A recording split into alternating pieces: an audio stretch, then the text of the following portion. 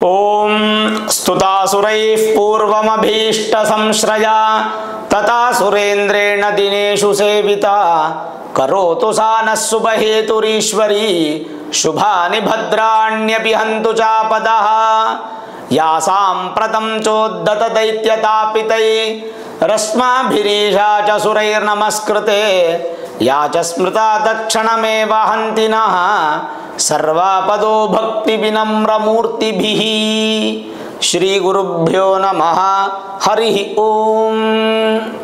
ಆತ್ಮೀಯ ಪ್ರಿಯ ಪ್ರೇಕ್ಷಕ ಮಿತ್ರರೇ, ನಿಮ್ಮೆಲ್ಲರ ಜೀವನ ಸುಖಕರ, ಲಾಭಕರ, ಸಮೃದ್ಧಿಕರವಾಗಿರಲಿ ಅಂತ ನನ್ನ ಆರಾಧ್ಯ ದೇವಿ ಹೊರನಾಡು ಅನ್ನಪೂರ್ಣೇಶ್ವರಿಯ ಪಾದಗಳಿಗೆ ನಮಸ್ಕರಿಸ್ತಾ, ಪ್ರಿಯ ಪ್ರೇಕ್ಷಕ ಮಿತ್ರರೇ, ತುಲಾರಾಶಿ ಹೇಗಿದೆ ಮಾಸ ಭವಿಷ್ಯ ಮೇ ತಿಂಗಳದ್ದು, ಹಾಗೂ ಮೇ ತಿಂಗಳಲ್ಲಿ ಗುರು ಹಾಗೂ ರಾಹು ಕೇತುಗಳ ಬದಲಾವಣೆ ಆಗ್ತಾ ಇದೆ. ಈ ಬದಲಾವಣೆ ಕುರಿತಾಗಿ ಏನೇನು ಫಲ, ಶುಭ ಅಶುಭ ವಿಚಾರಗಳ ಬಗ್ಗೆ ಸಂಪೂರ್ಣ ಮಾಹಿತಿಯನ್ನು ನಾನು ಈ ವಿಡಿಯೋ ನಿಮಗೆ ತಿಳಿಸ್ಕೊಡ್ತೇನೆ. ತುಲಾರಾಶಿಯವರು ಖಂಡಿತವಾಗಲೂ ಈ ವಿಡಿಯೋವನ್ನು ಪೂರ್ತಿಯಾಗಿ ನೋಡಬೇಕು. ಯಾಕೆ ಅಂತಂದರೆ ನಿಮ್ಮ ಜೀವನದಲ್ಲಿ ಒಂದು ಒಳ್ಳೆಯ ಸುವರ್ಣಾವಕಾಶ, ಒಂದು ಒಳ್ಳೆಯ ಅದ್ಭುತವಾದಂಥ ಸಂದರ್ಭ ಭಗವಂತ ನಿಮಗೆ ಕೊಡ್ತಾ ಇದ್ದಾನೆ. ಈ ತಿಂಗಳಿಂದನೇ ಪ್ರಾರಂಭ ಆಗ್ತಾ ಇದೆ. ಹಾಗಾಗಿ ಖಂಡಿತವಾಗ್ಲೂ ತುಲಾರಾಶಿಯವರು ಸಂಪೂರ್ಣವಾಗಿ ನೋಡಿ ಈ ವಿಡಿಯೋನ, ನಿಮಗೆ ಅರ್ಥ ಆಗತ್ತೆ. ಹಾಗಾದರೆ ಈ ಮೇ ತಿಂಗಳಲ್ಲಿ ಮಾಸ ಭವಿಷ್ಯವನ್ನು ಹೇಳೋಕ್ಕೂ ಮುಂಚೆ ಯಾವ್ಯಾವ ಗ್ರಹಗಳ ಬದಲಾವಣೆ, ಈ ಮಾಸದ ವಿಶೇಷತೆಗಳ ಕುರಿತು ನಾನು ನಿಮ್ಗೆ ತಿಳಿಸ್ಕೊಡ್ತೀನಿ. ಮೇ 15ನೇ ತಾರೀಕು ತುಲಾರಾಶಿಯವರಿಗೆ ಗುರುಬಲ ಪ್ರಾರಂಭ ಆಗ್ತಾ ಇದೆ. ಅಂದರೆ ಗುರು ಬಂದು ಅಷ್ಟಮ ಸ್ಥಾನದಿಂದ ನವಮ ಸ್ಥಾನಕ್ಕೆ ಅಂದರೆ ಭಾಗ್ಯಸ್ಥಾನಕ್ಕೆ ಬರ್ತಾ ಇದ್ದಾರೆ. ಅದು ಬಹಳ ವಿಶೇಷವಾಗಿರ್ತಕ್ಕಂಥ ಸಂಗತಿ, ಶುಭ ವಿಚಾರ ಯಾರಿಗೆ? ತುಲಾರಾಶಿಯವರಿಗೆ. ಇದೊಂದು ಬದಲಾವಣೆ. ಆದರೆ ಮೇ 18ನೇ ತಾರೀಕು ರಾಹು 6ನೇ ಮನೆಯಿಂದ 5ನೇ ಮನೆಗೆ ಬರ್ತಾ ಇದ್ದಾರೆ. ಅಪ್ರದಕ್ಷಿಣೆ, ಉಲ್ಟಾ ಪ್ರದಕ್ಷಿಣೆ ಮಾಡೋದು ರಾಹು. ಹಾಗೆ ಕೇತು 12ನೇ ಮನೆಯಿಂದ 11ನೇ ಮನೆಗೆ ಹೋಗ್ತಾ ಇದ್ದಾರೆ.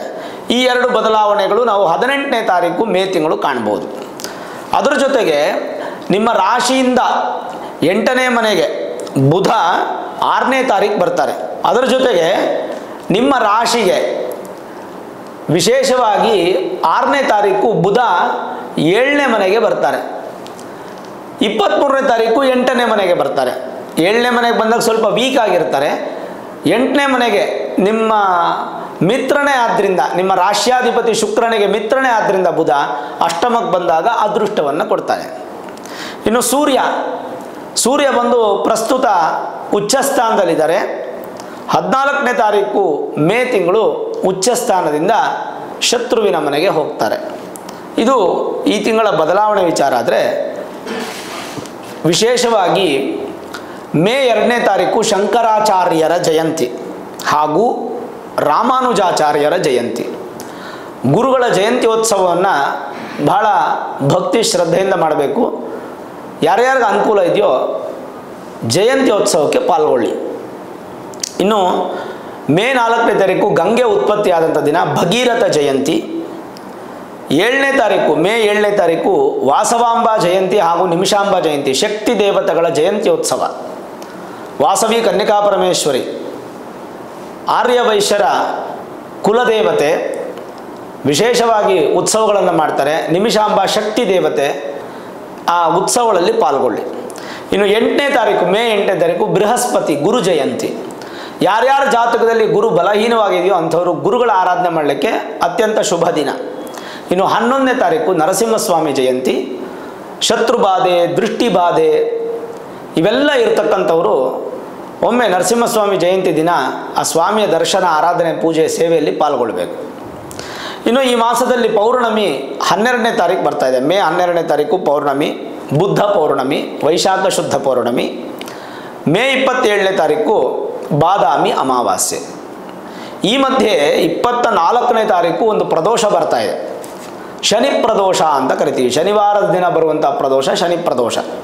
ಅವತ್ತಿನ ದಿನ ಶಿವ ಶನಿ ಆರಾಧನೆ ಮಾಡುವಂಥದ್ದು, ನಂದೀಶ್ವರನ ದರ್ಶನ ಮಾಡುವಂಥದ್ದು, ನಂದಿಯ ಕೊಂಬುಗಳನ್ನು ಮುಟ್ಟಿ ನಮಸ್ಕಾರ ಮಾಡಿ ಆ ಕೊಂಬಿನ ಮುಖಾಂತರ ಸ್ವಾಮಿಯ ಮೂಲ ಮೂರ್ತಿಯನ್ನು ದರ್ಶನ ಮಾಡುವಂಥದ್ದು ಭಾಳ ವಿಶೇಷ. ಕೆಲವೊಂದಿಷ್ಟು ದೋಷಗಳಿಗೆ ಪರಿಹಾರ. ಇದು ಈ ಮಾಸದ ವಿಶೇಷತೆಗಳಾದರೆ, ಪ್ರಪ್ರಥಮವಾಗಿ ನಾನು ನಿಮ್ಗೆ ಹೇಳುವಂಥದ್ದು, ಸುಮಾರು 1 ವರ್ಷದ ಕಾಲದಿಂದ ತುಲಾರಾಶಿಯವರಿಗೆ ಗುರುಬಲ ಇರಲಿಲ್ಲ. ಈಗಷ್ಟೇ ಗುರುಬಲ ಪ್ರಾರಂಭ ಆಗ್ತದೆ ಮೇ 15. ಅಲ್ಲಿಂದ 1 ವರ್ಷ, ಸುಮಾರು 1 ವರ್ಷ ನಿಮಗೆ ಅತ್ಯಂತ ಸಂತೋಷ ಕೊಡುವಂತಹ ಸ್ಥಾನದಲ್ಲಿ ಗುರು ಇರ್ತಾರೆ. ಅಂದರೆ ಭಾಗ್ಯ ಗುರು ಅಂತ ಹೇಳ್ತಿರ್ತೀವಿ.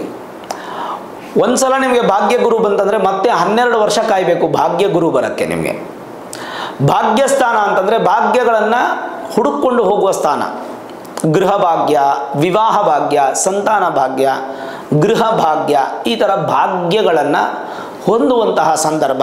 ಹಾಗಾಗಿ ಮೇ 15ರ ನಂತರ ನಿಮ್ಮ ಪ್ರಯತ್ನ ಬಲಿಷ್ಠವಾಗಿರಲಿ.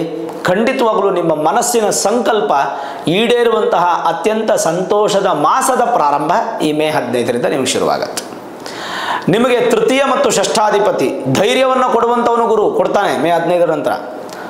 ಋಣವನ್ನು, ಸಾಲವನ್ನು ಕಡಿಮೆ ಮಾಡ್ತಾನೆ, ರೋಗವನ್ನು ಕಡಿಮೆ ಮಾಡ್ತಾನೆ, ಶತ್ರುಗಳನ್ನು ಕಡಿಮೆ ಮಾಡ್ತಾನೆ. ಋಣರೋಗ ಶತ್ರುಸ್ಥಾನಕ್ಕೆ ಅಧಿಪತಿ ಗುರು. ಅಂತಹ ಮಾತ್ರವಾಗಿರ್ತಕ್ಕಂಥ ಶಕ್ತಿ ಹೊಂದಿರತಕ್ಕಂಥ ಗುರುವಿನ ಪ್ರಭಾವ ನಿಮ್ಮ ಮೇಲೆ ಬೀಳೋದ್ರಿಂದ ಅತ್ಯಂತ ಶುಭ. ಗುರುವಿನ ದೃಷ್ಟಿ ನಿಮ್ಮ ರಾಶಿ ಮೇಲೆ ಬೀಳುತ್ತೆ. 5ನೇ ಮನೆ ದೃಷ್ಟಿ. ಗುರುಗೆ 3 ದೃಷ್ಟಿ ಇದೆ, 5, 7, 9. ಅದರಲ್ಲಿ 5ನೇ ಮನೆ ದೃಷ್ಟಿ ಬೀಳ್ತಾ ಇದೆ. ಹಾಗಾಗಿ ಅದು ಕೂಡ ಸಂತೋಷವನ್ನು ಕೊಡುವಂತಹ ಸಂಗತಿ. ಇನ್ನು ಗುರು ಆಯಿತು. ಬುಧ ಮತ್ತು ಸೂರ್ಯ ಮಿಶ್ರ ಫಲವನ್ನು ಕೊಟ್ಟರೆ, ಶುಕ್ರ ಹಾಗೂ ಕುಜ ಸಾಧಾರಣ ಫಲವನ್ನು ಕೊಡ್ತಾರೆ. ಶುಕ್ರ ಉಚ್ಚ ಸ್ಥಾನದಲ್ಲೇ ಇದ್ದಾರೆ, ಆದರೂ ಕೂಡ ಸ್ವಲ್ಪ ಸಾಧಾರಣ ಫಲ. ವಿವಾಹ, ಶುಭ ಕಾರ್ಯ, ಗೃಹ ವೈಭವ ಇತ್ಯಾದಿಗಳಿಗೆ ಅನುಕೂಲ ಇದೆ. ಆದರೆ ಭೂಮಿ ತಗೊಳ್ಳೋ ಯೋಗ ಈ ತಿಂಗಳಲ್ಲಿ ಸ್ವಲ್ಪ ಅಡೆತಡೆಗಳು ಉಂಟು ಮಾಡುತ್ತೆ. ಜಾಗ್ರತೆ ವಹಿಸಬೇಕು. ಭಾಳ ಉತ್ತಮವಾಗಿ ಪರಿಶೀಲನೆ ಮಾಡಿ ಪೇಪರ್ಸನ್ನು ಅದಾದಮೇಲೆ ಡಿಸಿಷನ್ ತಗೊಳ್ಬೇಕು.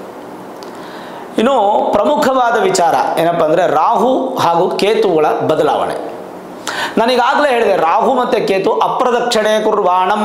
ಅಪ್ರದಕ್ಷಿಣೆ, ಪ್ರದಕ್ಷಿಣೆ ಅಲ್ಲ, ಉಲ್ಟಾ ಸುತ್ತೋದು. ಹೇಳುತ್ತೆ ಶ್ಲೋಕನೇ, ರಾಹುಂ ಧೂಮ್ರವರ್ಣಂ ಧೂಮ್ರಮಾಲ್ಯಾಂ ಭರದನಂ ಧೂಮ್ರಗಂಧಾನುಲೇಪನಂ ಧೂಮ್ರಾಶ್ವಧೂಮ್ರ ಛತ್ರ ಧ್ವಜರಥ ಪತಾಕಾದಿಶೋಭಿತಂ ದಿವ್ಯಂ ಮೇರುಂ ಅಪ್ರದಕ್ಷಿಣೆ ಕುರ್ವಾಣಂ ಗ್ರಹಮಂಡಲೇ ಪ್ರವಿಷ್ಟಂ. ಅಪ್ರದಕ್ಷಿಣೆ ಕುರ್ವಾಣಂ, ಉಲ್ಟಾ ಪ್ರದಕ್ಷಿಣೆ ಮಾಡಿಕೊಂಡು ಗ್ರಹಮಂಡಲವನ್ನು ಪ್ರವೇಶ ಮಾಡುವಂತಹ ಗ್ರಹಗಳು ಯಾರು ಅಂದರೆ ರಾಹು ಹಾಗೂ ಕೇತು. ಪ್ರಸ್ತುತ ಸಂದರ್ಭದಲ್ಲಿ ನಿಮಗೆ ರಾಹು ಕೇತುಗಳು ಒಂದು ಉತ್ತಮವಾದ ಸ್ಥಾನದಲ್ಲಿ ಇಲ್ಲ. ರಾಹು 6ನೇ ಮನೆಯಲ್ಲಿದ್ದು ಇಷ್ಟು ದಿನ ರೋಗ ಬಾಧೆಗಳು, ಶತ್ರು ಬಾಧೆಗಳು, ಋಣ ಬಾಧೆಗಳನ್ನು ಹೆಚ್ಚು ಪಡ್ತಾ ಇದ್ರಿ. ಈಗ ರಾಹು 5ನೇ ಮನೆಗೆ ಬರ್ತಾರೆ. 6ನೇ ಮನೆ ರಾಹು ಗುರುವಿನ ಮನೆ, 5ನೇ ಮನೆ ರಾಹು ಶನಿಯ ಮನೆ. ಶನಿ ಮತ್ತು ರಾಹುಗೆ ಏನು ದೊಡ್ಡ ವ್ಯತ್ಯಾಸ ಇಲ್ಲ. ಶನಿವತ್ ರಾಹು ಅಂತ ಹೇಳ್ತೀವಿ, ಕುಜವತ್ ಕೇತು ಅಂತ ಹೇಳ್ತೀವಿ. ಶನಿವತ್ ರಾಹು ಅದರಿಂದ 5ನೇ ಮನೆಗೆ ಬಂದರೆ ಪಂಚಮಾರಿಷ್ಟ ದೋಷ ಬರುತ್ತಾ ಗುರುಗಳೇ, ಸಂತಾನ ಬಲಹೀನವಾಗುತ್ತಾ ಗುರುಗಳೇ, ಆಸ್ತಿ ಇತ್ಯಾದಿಗಳು ನಮ್ಗೆ ಬಂದು ಸೇರೋದಿಲ್ವಾ ಅನ್ನುವಂಥ ನಿಮ್ಮ ಪ್ರಶ್ನೆಗಳಿಗೆಲ್ಲ ಬಹಳ ಸರಳವಾದ ಉತ್ತರ. ಏನೂ ಭಯಪಡೋ ಅವಶ್ಯಕತೆ ಇಲ್ಲ. ಇದು ಗೋಚಾರದಲ್ಲಿ ಅಪ್ಲೈ ಆಗಲ್ಲ, ಜನ್ಮ ಜಾತಕದಲ್ಲಿ ಪಂಚಮಾರಿಷ್ಟ ಅಪ್ಲೈ ಆಗುತ್ತೆ. ಹಾಗಾಗಿ ಚಿಂತೆ ಮಾಡೋ ಅವಶ್ಯಕತೆ ಬೇಡ. ರಾಹು 5ನೇ ಮನ ಬರೋದ್ರಿಂದ ಏನು ಫಲ? ಗ್ರಂಥ ಏನು ಹೇಳುತ್ತೆ? ಪ್ರಜ್ಞಾ ಪ್ರತಿಭಾ ಮೇಧಾ ವಿವೇಕ ಶಕ್ತಿ ಪುರಾತನಂ ಪುಣ್ಯಂ ಮಂತ್ರ ಮಾತೃತನೂಜಾ ಪಂಚಮ ಭಾತ್ ಸೌ ಮನಸ್ಯಪಿ ಚಿಂತ್ಯಂ ಅನ್ನುವಂಥ ಶ್ಲೋಕ. ಪಂಚಮದಲ್ಲಿ ರಾಹು ಬಂದಾಗ ಜನ್ಮಜಾತಕ ಬೇರೆ, ಗೋಚಾರ ಬೇರೆ. ಜನ್ಮಜಾತಕದ ಅನುಸಾರವಾಗಿ ಕೆಟ್ಟದ್ದು, ಗೋಚಾರದಲ್ಲಾದರೆ ಶನಿಯ ಮನೆ ಆದ್ದರಿಂದ ವಿಶೇಷವಾಗಿ ನಿಮ್ಮ ಒಂದು ಮಾತಿಗೆ ವ್ಯಾಲ್ಯೂ ಸಿಗಲಿಕ್ಕೆ ಪ್ರಾರಂಭ ಆಗುತ್ತೆ. ಕೊಟ್ಟ ಹಣ ಹಿಂದಿರುಗಿ ಬರಲಿಕ್ಕೆ ಪ್ರಾರಂಭ ಆಗುತ್ತೆ. ಶತ್ರುಗಳು ಮಿತ್ರರಾಗ್ತಾರೆ. ಮತ್ತು ವಿಶೇಷವಾದಂಥ ಫಲಗಳು ಅಭಿವೃದ್ಧಿ ಆಗುತ್ತೆ. ಜೊತೆಗೆ ಸ್ವಲ್ಪ ತಾಮಸ ರಾಜಸಿಕ ಗುಣಗಳು ಹೆಚ್ಚಾಗುತ್ತೆ. ನಿಮಗೆ ಕೋಪ ಮಾಡ್ಕೊಳ್ಳೋದು, ಸಿಟ್ಟು ಮಾಡ್ಕೊಳ್ಳೋದು, ಅಪ್ಪ ಅಮ್ಮನ ಮೇಲೆ ಸಿಟ್ಟು ಮಾಡ್ಕೊಳ್ಳೋದು, ನಿಮ್ಮ ಹಿರಿಯರು ನಮಗೇನೋ ಮಾಡಿಲ್ಲ ಆಸ್ತಿ ಅಂತ ಸಿಟ್ಟು ಮಾಡ್ಕೊಳ್ಳೋದು, ಈ ಥರದ್ದು ಪ್ರಭಾವಗಳು ಬರುತ್ತೆ. ಸಂತಾನಕ್ಕೆ ಜನ್ಮಜಾತಕದಲ್ಲಿ 5ನೇ ಮನೆ ರಾಹು ಇದ್ದರೆ ಸಮಸ್ಯೆ, ಗೋಚಾರದಲ್ಲಿ 5ನೇ ಮನೆ ರಾಹು ಇದ್ದರೆ ಸಮಸ್ಯೆ ಇಲ್ಲ. ಗುರುಬಲ ಇರೋದ್ರಿಂದ ಸಂತಾನಕ್ಕೆ ಏನೂ ತೊಂದರೆಗಳಾಗಲ್ಲ. ಹಾಗೆ ಏನು ನೆಗೆಟಿವಿಟೀಸು ಯಾವುದೂ ಕೂಡ ರಾಹುವಿಂದ ನಿಮಗೆ ಬರೋದಿಲ್ಲ, ಚಿಂತೆ ಮಾಡೋ ಅವಶ್ಯಕತೆ ಇಲ್ಲ. ಅಕಸ್ಮಾತ್ ನಿಮ್ಮ ಮೂಲ ಜಾತಕದಲ್ಲೇನಾದರೂ ರಾಹು ಬಲಿಷ್ಠವಾಗಿ ಉಚ್ಚ ಸ್ಥಾನದಲ್ಲೋ ಮಿತ್ರಕ್ಷೇತ್ರದಲ್ಲೋ ಇದ್ದುಬಿಟ್ರೆ ನಿಮ್ಮಂಥ ಅದೃಷ್ಟವಂತರು ಯಾರೂ ಇಲ್ಲ. ಬೇಕಾದರೆ ನಿಮ್ಮ ಮೂಲ ಜಾತಕವನ್ನು ಒಮ್ಮೆ ನುರಿತ ಜ್ಯೋತಿಷ್ಯರಿಗೆ ತೋರಿಸ್ಕೊಂಡು ವೇದಿಕ್ ಅಸ್ಟ್ರಾಲಜಿ, ಹೈಯರ್ ಅಸ್ಟ್ರಾಲಜಿ ಪ್ರಿಡಿಕ್ಷನ್ಸನ್ನು ಮಾಡಿಸ್ಕೊಂಡು ಏನಾದರೂ ಸುಲಭ ಪರಿಹಾರಗಳು ಮಾಡಲಿಕ್ಕೆ ಸಾಧ್ಯ ಅಂತ ಚಿಂತನೆ ಮಾಡಿಕೊಂಡ್ರೆ ಖಂಡಿತವಾಗಲೂ ಮತ್ತಷ್ಟು ಶುಭ ಫಲವನ್ನು ರಾಹುಕೇತುಗಳಿಂದ ಕಾಣ್ಬೋದು. ಇನ್ನು ಕೇತು 12ನೇ ಮನೆಯಿಂದ 11ನೇ ಮನೆಗೆ ಹೋಗ್ತಾ ಇದ್ದಾರೆ. ಲಾಭಸ್ಥಾನಕ್ಕೆ, ಮೋಕ್ಷ ಸ್ಥಾನದಿಂದ ಲಾಭಸ್ಥಾನಕ್ಕೆ ಹೋಗ್ತಾ ಇದ್ದಾರೆ. ವಾಮಕರ್ಣೋರ್ಥ ಲಾಭಶ್ಚ ಚಿಂಜಾ ಏಕಾದಶೇನತೆ ಲಾಭಸ್ಥಾನೇನ ರಾಶ್ಯಾದಖಿಲ ಧನ ಚಯ ಪ್ರಾಪ್ತಿಮಿಚ್ಛಂತಿ ಸರ್ವೇ. ಕೇತು 11ನೇ ಮನೆಯಲ್ಲಿದ್ರೆ ಏನಾಗುತ್ತೆ ಹೇಳುತ್ತೆ, ಲಾಭೇ ಅರ್ಥ ಸಂಚಯಂ ಅನೇಕ ಗುಣಂ ಸುಭೋಗಂ ಸುದ್ರವ್ಯಂ ಸೋಪಕರಣಂ ಸಕಲಾರ್ಥ ಸಿದ್ಧಿಂ ಅಂತ ಒಂದು ಶ್ಲೋಕ ಹೇಳುತ್ತೆ. ಎಂಬಂತೆ ಕೇತುವು ಲಾಭಸ್ಥಾನದಲ್ಲಿದ್ದಾಗ ಅನೇಕ ಸದ್ಗುಣಗಳಿಂದ ಕೂಡುವಂತಹ ಮನುಷ್ಯರಾಗುತ್ತೀರಾ. ಹೆಣ್ಣು ಮಕ್ಕಳಿಗೆ ಗಂಡು ಮಕ್ಕಳಿಗೆ ಇಬ್ಬರಿಗೂ ಅಪ್ಲೈ ಆಗುತ್ತೆ. ಹಣ ಅನ್ನುವಂಥದ್ದು ನಿಮಗೆ ನಿಮ್ಮ ಶಕ್ತ್ಯಾರ್ಜಿತ ಕಷ್ಟಾರ್ಜಿತ ಹಣ ಅನುಕೂಲ ನಿಮಗಾಗುತ್ತೆ. ಪೂರ್ವಭಾವಿಯಾಗಿ ಪರೋಪಕಾರವನ್ನು ಮಾಡ್ತೀರಾ, ಹೆಚ್ಚು ಜನರ ಸಹಾಯವನ್ನು ಮಾಡಲಿಕ್ಕೆ ಶುರು ಮಾಡ್ತೀರಾ. ಸನ್ಮಾರ್ಗದಿಂದಲೇ ಬದುಕುವಂತಹ ಯೋಗ ನಿಮಗೆ ಪ್ರಾಪ್ತಿ. ಸ್ವಲ್ಪ ಮನೆಯನ್ನು ಸಿಂಗಾರ ಮಾಡೋದು, ವಿವಿಧ ಗೃಹೋಪಕರಣಗಳನ್ನು ತಂದಿಡೋದು, ನಿಮ್ಮ ಸಂತೋಷಕ್ಕೆ ಖರ್ಚು ಮಾಡುವಂತಹದ್ದು ಹೆಚ್ಚು ಕಾಣ್ತಾ ಇದೆ. ಮತ್ತು ಆಚಾರ ಸಂಪನ್ನರಾಗ್ತೀರ. ದೈವಿಕ ಭಕ್ತಿ, ಜ್ಞಾನ ಭಕ್ತಿ, ಅಧ್ಯಾತ್ಮ ಭಕ್ತಿ, ಪುಣ್ಯಕ್ಷೇತ್ರಗಳ ದರ್ಶನ ಇತ್ಯಾದಿ ಎಲ್ಲವೂ ಕೂಡ ಕೇತು ನಿಮಗೆ ಫಲವಾಗಿ ಕೊಡ್ತಾನೆ. ಮೇ ತಿಂಗಳಲ್ಲಿ ಆಗ್ತಾ ಇರ್ತಕ್ಕಂಥ ಬದಲಾವಣೆ ಗುರುವಿಂದ ಉತ್ತಮ ಫಲ, ರಾಹುವಿಂದ ಉತ್ತಮ ಫಲ, ಕೇತುವಿಂದ ಉತ್ತಮ ಫಲ. ಈಗಾಗಲೇ ಬದಲಾವಣೆ ಆಗಿರ್ತಕ್ಕಂಥ ಶನಿಯಿಂದ ಅತ್ಯಂತ ಉತ್ತಮ ಫಲ. ಕಾರಣ ಪಂಚಮ ಶನಿ ಪ್ರಭಾವ ದೂರ ಆಯಿತು ತುಲಾ ರಾಶಿಯವರಿಗೆ. ಸುಮಾರು 5 ವರ್ಷಗಳಿಂದ ಇದ್ದಂತಹ ಅರ್ಧಾಷ್ಟಮ ಹಾಗೂ ಪಂಚಮ ಶನಿ ಪ್ರಭಾವ ನಿಮಗೆ ದೂರವಾಗಿ ಹಿಂದಿನ ತಿಂಗಳು ಅಂದರೆ ಮಾರ್ಚ್ 29ನೇ ತಾರೀಕಿಗೆ ನಿಮಗೆ ಸಂಪೂರ್ಣ ಬದಲಾವಣೆಯಾಗಿ ಶನಿ ಬಂದು 6ನೇ ಮನೆಗೆ ಬಂದುಬಿಟ್ರು. ಯಾವುದೇ ಪ್ರಭಾವ ನಿಮಗಿಲ್ಲ. ಶನಿಯಿಂದ, ಗುರುವಿಂದ, ರಾಹುಕೇತುಗಳಿಂದ ಅತ್ಯಂತ ಉತ್ತಮ ಫಲವೇ ಹೊರತು ತುಲಾ ರಾಶಿಯವರಿಗೆ ಏನು ಭಯಪಡ ಅವಶ್ಯಕತೆ ಇಲ್ಲ. ಸರಿ, ಉಳಿದ ಗ್ರಹಗಳು ಕುಜ, ಶುಕ್ರ ಹಾಗೂ ವಿಶೇಷವಾಗಿ ಗ್ರಹಸ್ಥಿತಿಗಳ ಬಲ ಬುಧ ಮತ್ತು ಸೂರ್ಯ, ಈ 4 ಗ್ರಹಗಳ ಫಲಾಫಲವಾಗಿ ಮಾಸ ಭವಿಷ್ಯ ನೀಡುತ್ತೆ. ಈ ಮಾಸ ಅತ್ಯಂತ ಬಲ, ಅತ್ಯಂತ ತೃಪ್ತಿ, ಅತ್ಯಂತ ಶುಭ. ಸರ್ಕಾರಿ ಕೆಲಸಕ್ಕೆ ಲಾಭದಾಯಕ, ಅಧಿಕಾರಿಗಳ ಸಹಕಾರ ಹೆಚ್ಚು ಸಿಗುತ್ತೆ. ಮನೆಯಿಂದ ಬಿಟ್ಟು ಹೋದಂತಹ ನಿಮ್ಮ ಆಸ್ತಿ, ಮನೆಯಿಂದ ಬಿಟ್ಟು ಹೋದಂತಹ ನಿಮ್ಮ ಬಂಗಾರ, ಮನೆಯಿಂದ ಬಿಟ್ಟು ಹೋದಂತಹ ನಿಮ್ಮ ಧನ, ನಿಮ್ಮ ಸುಖ, ನಿಮ್ಮ ಸಂತೋಷ ಮರಳಿ ನಿಮ್ಮ ಮನೆಗೆ ಬರುವಂತಹ ಅವಕಾಶ ಮೇ ತಿಂಗಳಲ್ಲಿ ಪ್ರಾರಂಭ. ನಿಮ್ಮ ಗೌರವಕ್ಕೆ ಹೆಚ್ಚು ಅನುಕೂಲ ಆಗುತ್ತೆ. ಮಾನ ಸನ್ಮಾನಗಳು ನಿಮಗೆ ಅಭಿವೃದ್ಧಿ ಆಗುತ್ತೆ.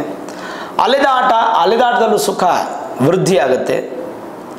ಮತ್ತು ಒಳ್ಳೆತನಕ್ಕೆ ಈ ಮೇ ತಿಂಗಳು ಅತ್ಯಂತ ಸಾಕ್ಷಿ ಆಗಲಿದೆ.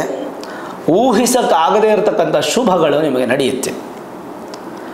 ಪಿತೃಗಳ ಆಶೀರ್ವಾದ, ತಂದೆ ತಾಯಿ ಹಿರಿಯರ ಆಶೀರ್ವಾದ ನಿಮಗೆ ತೃಪ್ತಿಯಾಗಿ ಸಿಗುತ್ತೆ. ಆಸ್ತಿವಂತರಾಗ್ತೀರಾ. ಕೋರ್ಟು ಕಚೇರಿ ವಿಚಾರಗಳಲ್ಲಿ ಜಯಪ್ರಾಪ್ತಿ. ವ್ಯಾಪಾರದಲ್ಲಿ ಅತ್ಯಂತ ಶುಭ ಫಲ.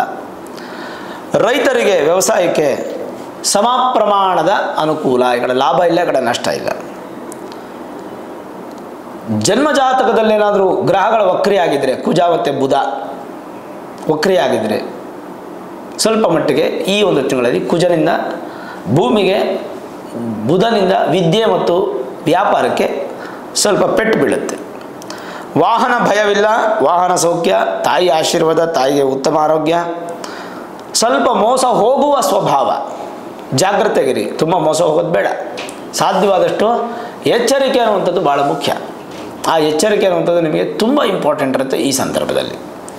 ಮೇಲಾಗಿ ನಿಮ್ಮದೇನಾದರೂ ಕೋರ್ಟು ಕೇಸು ಈ ಥರದ್ದೇನಾದ್ರು ಇತ್ತಂದರೆ ನಿಮಗೆ ಲಾಭದಾಯಕವಾಗಿರುತ್ತೆ. ನಿಮ್ಮ ಜಯತ್ವದ ಕಡೆಗೆ ಹೋಗುತ್ತೆ. ಶತ್ರುಗಳೇ ಆಗಿದ್ದರು, ಎದುರಾಳಿಗಳೇ ಆಗಿದ್ದರೂ ಕೂಡ ನಿಮ್ಮನ್ನು ನೋಡಿ ಸಮಾಧಾನ ಪಟ್ಕೋತಾರೆ, ಸೌಮ್ಯರಾಗ್ತಾರೆ, ಸಾತ್ವಿಕರಾಗ್ತಾರೆ. ನಿಮಗೆ ಹಿಂಸೆ ಮಾಡೋದಿಲ್ಲ. ದಾಂಪತ್ಯದಲ್ಲಿ ಹೆಚ್ಚಿನ ಸಂತೋಷ ಸುಖ ಇದೆ. ಸತಿಪತಿಗಳ ಮಧ್ಯೆ ಇರತಕ್ಕಂಥ ವಿರಸ ವೈಮನಸ್ಯ ದೂರ ಆಗುತ್ತೆ. ಸಂತಾನ ಅಪೇಕ್ಷಿತ ದಂಪತಿಗಳಿಗೆ ಅತ್ಯಂತ ಶುಭ ಮಾಸ 15ನೇ ತಾರೀಕು ಮೇ ತಿಂಗಳ ನಂತರ. ಮತ್ತು ಬಂಧುಗಳ ಸಹಾಯ, ಸಹೋದರರ ಸಪೋರ್ಟ್ ಅನ್ನುವಂಥದ್ದು ನಿಮಗೆ ಸಿಗುತ್ತೆ. ಹೊಸ ಕೆಲಸಕ್ಕೆ ಕೈ ಹಾಕಬೇಡಿ ಆತ್ರಪಟ್ಟು. ಇರೋ ಕೆಲಸನ ಮುಂದುವರ್ಸ್ಕೊಂಡು ಹೋಗಿ, ಇರೋ ವ್ಯಾಪಾರನ ಮುಂದುವರ್ಸ್ಕೊಂಡು ಹೋಗಿ. ಹೊಸದಾಗಿ ಏನಾರು ಮಾಡಬೇಕಾದ್ರೆ ನಿಮ್ಮ ಮೂಲ ಜಾತಕವನ್ನು ತೋರಿಸ್ಕೊಳ್ಳಿ. ಕೆಲವೊಂದಿಷ್ಟು ದೋಷಗಳು ಸಣ್ಣ ಪುಟ್ಟ ಬರುತ್ತೆ. ಉದಾಹರಣೆಗೆ ಬುಧನಿಂದ ಸೂರ್ಯನಿಂದ ಸಣ್ಣ ಪುಟ್ಟ ದೋಷಗಳು ಬರುತ್ತೆ. ಅದಕ್ಕೆಲ್ಲ ಪರಿಹಾರಕ್ಕೆ ತುಂಬ ದೊಡ್ಡ ದೊಡ್ಡ ಯಾಗಗಳು ಪೂಜೆಗಳು ಮಾಡಬೇಕು ಅವಶ್ಯಕತೆ ಇಲ್ಲ. ಏನು ಮಾಡಬೇಕು? ಶಿವರಕ್ಷಾ ಸ್ತೋತ್ರ ಅನ್ನುವಂಥ ಸ್ತೋತ್ರ ಸಿಗುತ್ತೆ ನಿಮಗೆ, ಯೂಟ್ಯೂಬಲ್ಲೇ ಸಿಗುತ್ತೆ ನಿಮಗೆ, ಶಿವರಕ್ಷಾ ಸ್ತೋತ್ರ.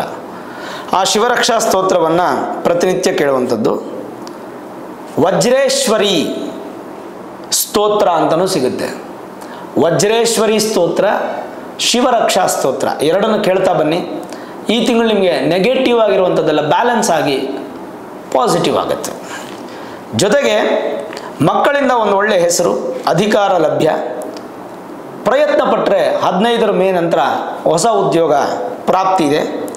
ಆದಾಯಕ್ಕಿಂತ ಹೆಚ್ಚು ಖರ್ಚಿರುತ್ತೆ, ಆ ಖರ್ಚು ಸಾಲ ತೀರಿಸೋದ್ರ ಕಡೆಗಿರುತ್ತೆ. ಹಾಗೆ ನೀವು ದುಡ್ಡನ್ನು ವೇಸ್ಟ್ ಮಾಡಲ್ಲ. ವಿದ್ಯಾಭ್ಯಾಸ ಕ್ಷೇತ್ರದಲ್ಲೂ ಉತ್ತಮ ಅನುಕೂಲ. ವಾಹನ ಸವಾರರಿಗೆ, ವಾಹನ ಮಾಲೀಕರಿಗೆ, ವಾಹನ ಓಡಿಸುವಂಥ ಡ್ರೈವರ್ಗಳಿಗೆ ಕೂಡ ಚೆನ್ನಾಗಿರುತ್ತೆ. ಮತ್ತು ವಿಶೇಷವಾಗಿ ಮೆಡಿಕಲ್ ಫೀಲ್ಡು, ಮೆಡಿಕಲ್ ವಿದ್ಯಾಭ್ಯಾಸ ಮಾಡ್ತಾ ಇರ್ತಕ್ಕಂಥವ್ರು, ಕ್ಲಿನಿಕ್ಕು, ಹಾಸ್ಪಿಟಲು, ಡಾಕ್ಟರ್ಸು, ಲ್ಯಾಬು, ಫೋರೆನ್ಸಿಕ್ಕು, ಈ ಥರದ್ದು ಮೆಡಿಕಲ್ ರಿಲೇಟೆಡ್ ಆಗಿ ಯಾವುದ್ಯಾವುದು ಉತ್ಪನ್ನಗಳು, ಉತ್ಪತ್ತಿ, ಮಾರಾಟ, ವ್ಯಾಪಾರ, ವಿದ್ಯೆ, ಉದ್ಯೋಗ ಏನೇನಿದೆಯೋ ಎಲ್ಲದರಲ್ಲೂ ಅಭಿವೃದ್ಧಿ ಆಗುತ್ತೆ.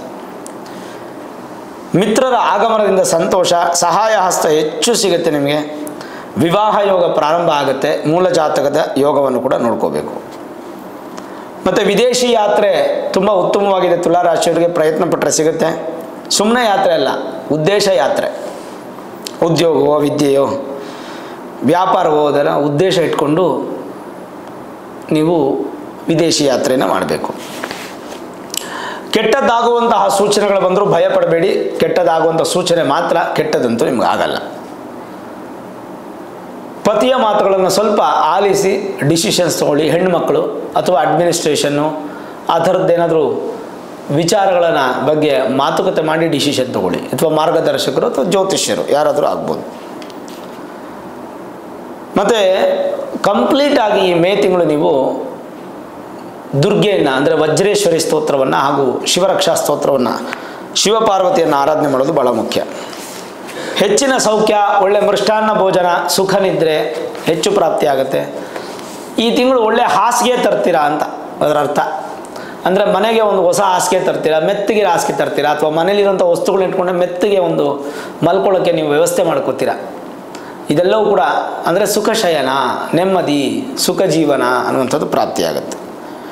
ವಿಶೇಷ ಸೂಚನೆ ಏನಪ್ಪ ಅಂದರೆ ಮೇ ತಿಂಗಳಲ್ಲಿ ತುಲಾರಾಶಿಯವರಿಗೆ ನೀವು ಸಾಲವನ್ನು ಕೊಡೋಕ್ಕೆ ಹೋಗಬೇಡಿ, ಹಣವನ್ನು ಯಾರಿಗೂ ಕೊಡೋಕ್ಕೆ ಹೋಗಬೇಡಿ. ಮತ್ತು ಪುನಃ ವಾಪಸ್ ಬರೋದು ಭಾಳ ಕಷ್ಟ ಆಗುತ್ತೆ, ಶ್ರಮ ಆಗುತ್ತೆ. ತುಲಾರಾಶಿಯವರಿಗೆ ಅದೃಷ್ಟ ತುಂಬ ಚೆನ್ನಾಗಿದೆ. ಇನ್ನೂ ಕೆಲವೊಂದು ಅದೃಷ್ಟ ಬೇಕು ಅನ್ನುವಂಥವರು ನಾನೊಂದು ಬೀಜಾಕ್ಷರಿ ಹೇಳ್ಕೊಡ್ತೀನಿ. ಇದನ್ನು ಪ್ರತಿನಿತ್ಯ 54, 108 ಅಥವಾ 10 ನಿಮಿಷ ಇದೊಂದು ಬೀಜಾಕ್ಷರಿನ ಜಪ ಮಾಡೋದು ಉತ್ತಮ. ಭಾಳ ಸಿಂಪಲ್.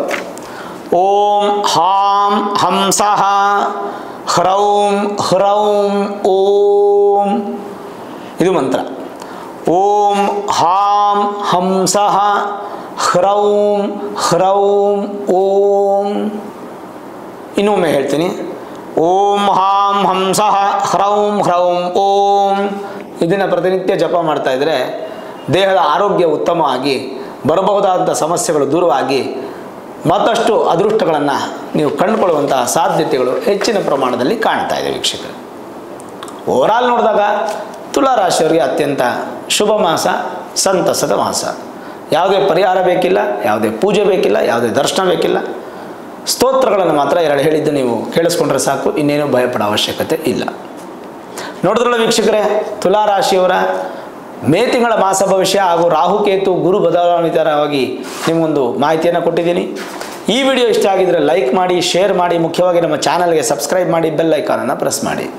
ಪ್ರತಿನಿತ್ಯ ನಾನು ಪೂಜೆ ಮಾಡುವಂತಹ ನನ್ನ ಆರಾಧ್ಯ ದೇವಿ ಹೊರನಾಡು ಅನ್ನಪೂರ್ಣೇಶ್ವರಿಯ ಆಶೀರ್ವಾದ, ಅನುಗ್ರಹ ಸದಾಕಾಲ ಮತ್ತೊಮ್ಮೆ ನಿಮ್ಗೆ ಸಿಗಲಿ ಅಂತ ಪ್ರಾರ್ಥನೆ ಮಾಡ್ತಾ, ಸರ್ವೇ ಜನಾಃ ಸುಖಿನೋ ಭವಂತು, ಸಮಸ್ತ ಸನ್ಮಂಗಳ ನಿಭವಂತು.